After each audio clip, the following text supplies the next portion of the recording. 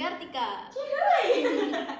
Oke, sebelum kita mulai bincang-bincang santai kali ini, yuk kenalan dulu karena ada yang bilang tak kenal maka tak sayang. Maka dari itu, yuk kita kenalan. Tapi kalau udah kenal, jangan di ghosting, apalagi ditinggal ya Mbak cantik. Boleh kenalan dulu Mbak, silakan. Oke, aku Kartika. Aku Ranti. Dan aku Hera, kami merupakan mahasiswa Prodi STKA semester 1 Poltekkes Kemenkes Yogyakarta. Betul sekali. Nah, sebenarnya hari ini tuh kita bakal bahas apa sih topiknya Mbak? Oke, jadi hari ini tuh kita akan bahas sesuatu yang relate sama kita ya sebagai mahasiswa anestesi yang nantinya nih insya Allah akan menjadi penata anestesi. Amin. Nah, kali ini kita akan mengupas seputar anestesi, apa itu anestesi dan juga bagaimana anestesi itu di mata masyarakat. Banyak yang mau dikupas dan dibahas ya, tapi nggak apa-apa. Tapi sebelum kita bahas lebih lanjut, kemarin kita sudah mengadakan survei mengenai anestesi. Dari 60 responden, ada 42 responden yang lebih familiar dengan kata bius daripada kata anestesi. Tentunya itu perbedaan angka yang cukup signifikan ya Mbak ya. Iya. Jadi sebenarnya apa sih anestesi itu Mbak Kartika? Nah, anestesi itu sendiri adalah pembiusan. Jadi anestesi itu rangkaian proses pembiusan dalam tindakan pembedahan dan juga prosedur-prosedur medis lainnya tentunya. Ada sekedar informasi, istilah anestesi ini tuh pertama kali digunakan oleh Oliver Holmes ya pada 1846. Oh, seperti itu ya. Nah, setahu saya ini yang boleh melakukan tindakan anestesi itu kan dokter spesialis anestesi sama penata anestesia. Iya, benar. Tapi ketika kita mengadakan survei kedua, di sini targetnya itu remaja. Dari 20 responden, hanya ada 6 responden yang tahu mengenai profesi penata anestesi. Padahal mereka itu sebelumnya sudah pernah di anestesi. Nah, jadi penata anestesi itu yang bagaimana sih Mbak Hera? Oke, penata anestesi itu sebenarnya ya, itu tuh merupakan seorang tenaga kesehatan yang dalam tindakannya itu memberikan anestesi atau yang lebih awam tuh diketahui itu sebagai pembiusan. Yaitu seorang tenaga selain dokter spesialis anestesi yang sudah Mbak Ranti bilang itu. Gitu ya. Tapi kenapa sih disebutnya penata Mbak? Kenapa nggak perawat gitu kan sama-sama kayak ngebantu dokter? Oke, jadi gini, sebenarnya kita tuh bukan ngebantu dokter ya lebih tepatnya, tapi kita tuh melakukan kolaborasi dengan dokter untuk menangani pasien. Dan kenapa dibilang penata anestesi? Karena itu gambarnya kayak gini, kita tuh memberikan penataan pada pasien saat pasien sebelum dioperasi, saat dioperasi maupun setelah dioperasi. Oh, ya ditata gitu ya Mbak ya? Iya, benar. Dan juga emang kita tuh udah punya undang-undang sendiri nih, Permenkes nomor 18 tahun 2016 mengenai izin dan praktik penyelenggaraan penata anestesi. Oh, seperti itu. Jadi memang semuanya udah diatur gitu ya, Pak. Iya, namanya tuh penata ya disebutnya. di dalam undang-undang itu udah Iya, penata benar. semuanya. Berarti sekarang kita kalau manggil tenaga medis yang medis kita selain dokter tuh penata anestesi gitu ya? Iya, benar. Oh, oke. Nah, cara untuk menjadi penata anestesi itu gimana sih Mbak? Jalurnya emang ada kuliah khusus kah? D3 kah? D4 atau S1, S2 gitu gimana Mbak Kartika? Jadi untuk pendidikannya itu minimal D4. Nah, kita itu ngambilnya itu sarjana terapan keperawatan anestesiologi. Kayak kita ini ya? Iya benar. Tapi kita bukan ranah keperawatan nih, kita ranahnya kepenataan anestesi. Walaupun ada embel-embel keperawatan tuh. Nanti gelarnya di apa tuh? Gelarnya itu nanti kita STR ke Biasanya apa kesehatan gitu Iya, ya? Oh, iya. pakai STR cup gitu enggak. Oh ya benar banget. Nah, salah satu institusi perguruan tinggi yang menyediakan anestesi itu salah satunya di Poltekkes Kemenkes Jakarta di kampus kita ini. Dan kampus kita ini sudah berstatus negeri loh dan di bawah naungan Kementerian Kesehatan Republik Indonesia. Keren nggak tuh? Keren banget. Satu-satunya negeri loh itu. Negeri. Iya. Yang udah ada Sudah seserah apa itu? Iya, benar banget. Nah, ngomong-ngomong tentang pendidikan anestesi di Politeknik Kesehatan Kemenkes Yogyakarta, kenapa sih kalian milih anestesi di perguruan tinggi ini?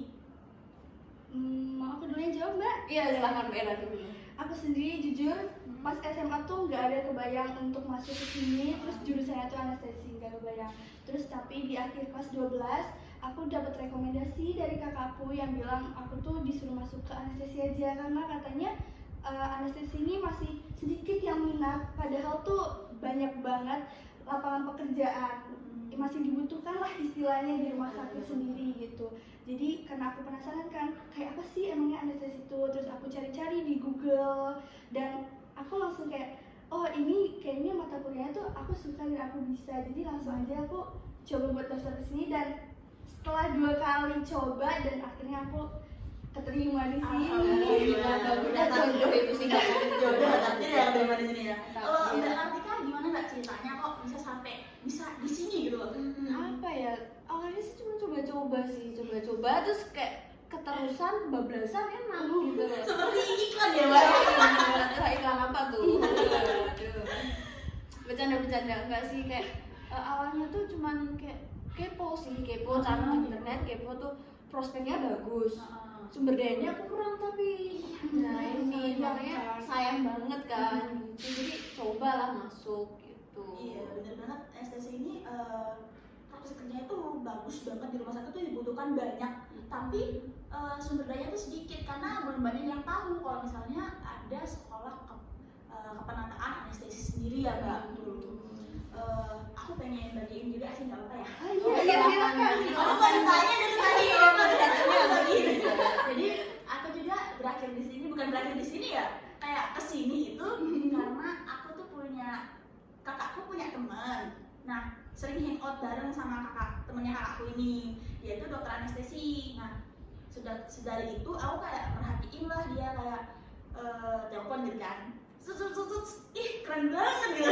Jadi aku juga pengen lah jadi dokter anestesi. Tapi semakin dewasa semakin sadar ya kita ya. Ternyata dokter itu berat. Jadi kayak kayaknya aku nggak kuat deh jadi dokter.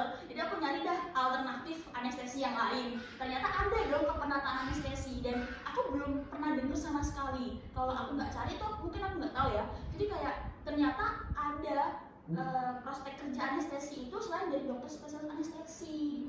Dan emang kuliahnya itu belum banyak ya, di beberapa kampus juga belum ada. Jadi kayak mungkin kedepannya insya Allah kayaknya jadi prospek yang dicari. Iya benar. Terus kita kan mahasiswa anestesi nih kan, Iya. bisa bagiin nggak kayak kesan apa gitu, gimana atur jadwal kuliahnya di sini, susah nggak gitu? Kalau aku sendiri Ya, kalau aku sendiri untuk saat ini kan kalau jadwal kuliah kita kan udah diatur ya dari pagi, terus kita pulang jam berapa, dan aku merasa oke aja sama itu. Tapi tuh kadang aku juga ada tabrakan sama kegiatanku di luar gitu. Tapi ya itu juga masih bisa lah aku handle gitu, aku masih bisa ngikutin jadwalnya, dan juga semoga kedepannya aku masih bisa ngikutin jadwal-jadwal tersebut tanpa melupakan kegiatan belajarku di sini gitu. Amin ya Mbak. Terus juga kalau misalnya dari mata kuliah sendiri, karena tadi aku bilang aku tuh tertarik ya sama mata kuliah yang dipelajari nantinya, karena lebih baik hafalannya kan daripada hitungannya. Benar. Nah, that was so fun for me. Which is so fun for me. Iya. Kalau Mbak Kartika gimana Mbak? Gimana ya? Susah sih enggak ya, cuman kayak karena ini udah tanggung jawab juga, kewajiban kita ada belajar di sini ya, susah apapun harus diangkut dong. Iso kudu iso. Apalagi ini kalau aku sih kebalikannya Hera ya, dia kan suka tuh yang detail-detail organ dari kepala sampai kaki. Kalau gue ya masuk ya bisa jalani aja. Kalau Mbak Ranti ini aku mau tahu gimana sih kesan-pesan belajar di sini, belajar Kalau aku ya? anestesi. Kalau aku suka sih, seru gimana ya? Aku kan pilih politeknik juga karena emang aku suka praktek ya, lebih suka melakukan sesuatu daripada ngomong, gitulah. Jadi di sini tuh baru semester 1 nih, itu kita udah terjun langsung kan menghadapi pasien gimana, walaupun sama awalnya sama patung ya. Terus ada juga yang sama teman kita sendiri, jadi kita ngerasa kayak bener-bener di rumah sakit gitu loh. Dan alat-alatnya emang canggih-canggih juga, jadi kita bisa langsung kayak langsung memperagakan apa yang harus kita lakukan nanti gitu loh. Jadi aku seru banget sih. Oke. Tadi kan kita udah bahas tentang praktikum nih ya. Nah, aku mau tahu nih sama Mbak Kartika, Mbak Hera, kemarin kan kita barusan ujian praktikum ya. Ujian praktikum. Nah, menurut Mbak Hera sama Mbak Kartika, gimana sih kesan pas ujian praktikum di anestesi ini, di jurusan anestesi? Nunggu Mbak Kartika dulu. Aku mau bahas PKDM nih. Tapi PKDM banyak yang nggak tahu kan, PKDM itu pemenuhan kebutuhan dasar manusia. Jadi di situ praktik komunikasi keperawatan sih itu, terus kayak tindakan-tindakan dasar lah kayak vital sign, terus kayak oksigenasi. Jadi hal-hal dasar basic itu dilakukan di semester ini gitu. Praktik ada. Betul. Kan kita juga belajar mindahin pasien dari kasur ke tempat kursi roda ya. Mbak. Sesimpel hal kayak gitu dipelajari. Dan itu SOP-nya banyak guys. Itu nggak asal mindahin, ternyata ada SOP-nya. SOP itu apa sih BTW Mbak? Ya, SOP itu standar operasional prosedur.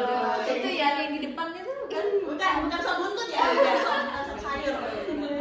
Oh, Mbak Hera gimana nih? Kalau aku mau cerita yang kita ujian anatomi ya kali ya. Sudah tertebak dia suka anatomi fisiologi. Oke. agak berat ini ya.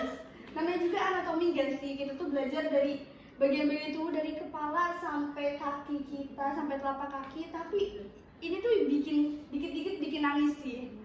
Itu kita belajarnya tuh karena harus belajar pakai Bahasa medisnya. Ya, bahasa medis, bahasa Yunani gitu, kayak aku agak kesusahan sih sebenarnya. Gimana tuh contohnya? Kayak misalnya kayak ginjal itu kan kita ya nyebutnya biasanya ginjal. Ginjal. Tapi bahasa medisnya tuh ren, terus juga jantung. Itu nyebut biasa jantung, orang-orang juga kenal jantung kan. Tapi bahasa medisnya kita harus hafalnya itu kardio kayak gitu. Aku juga baru tahu sih kalau ginjal itu bahasa medisnya tuh rem. Kayak aku punya temen namanya rem gitu. Jadi kayak Ginjal. rem gitu. Ginjal. Ginjal. Kayak kita tuh udah tahu organ-organnya. Kita tuh dikasih organ ya. Ini organ apa? Kita tahu namanya. Tapi medisnya nggak tahu. Ini yang bikin susah betul ya Mbak Hera? Benar. Dan aku juga pengen bagi ini. Aku pengen bagi ya. Bukan ujian sih, tapi kayak pengalaman praktikum mikrobiologi. Kalau ini aku paling suka sih ya. Soalnya kita tuh belajar tentang bakteri. Nah, bakterinya ini tuh ternyata benda sekecil itu ketika dilihat pakai mikroskop canggih, itu tuh kayak kita masuk ke dunia lain, kayak wow, kayak fantasi gitu. Keren banget nggak sih? Setuju nggak sih? Benar ya. Kayak indah sebenarnya bentuknya Bakteri warnanya warna-warni, kayak motif gitu loh. motif. Benar. Kayak itu tuh hal yang menakutkan bakteri ya kan, bakteri. Ternyata cantik. Jadi susah mau ngebenci bakteri. Kalau aku sih gitu. Kita udah seru-seru banget, udah ngobrol ya tadi ketawa. Udah. Tapi maaf banget, udah di penghujung acara. Sayang Sayang banget. Jadi di penghujung acara ini aku mau dong Kak Hera sama Mbak Hera sama Mbak Artika ngasih sepatah dua kata lah buat anestesi. Mau nggak? Dari Mbak Hera dulu. Aku dulu, anestesi itu seru, kalian gak bakal nyesel masuk anestesi karena kita tuh belajar banyak hal-hal baru di sini. Kalau Mbak Kartika, ayo. Aku ada 3 patah kata nih, 3M, yaitu menyenangkan, menantang, dan juga mendegangkan. Asik. 3M guys. Apa tadi Mbak? Udah saling melengkapi tuh, menegangkan, menantang, menyenangkan. Diakhiri dengan menyenangkan. Menyenangkan. Ini serius, ini menyenangkan banget di anestesi. Benar. Jadi sekian podcast Heranka pada hari ini. See you in the next time. Goodbye. See you. Let's go.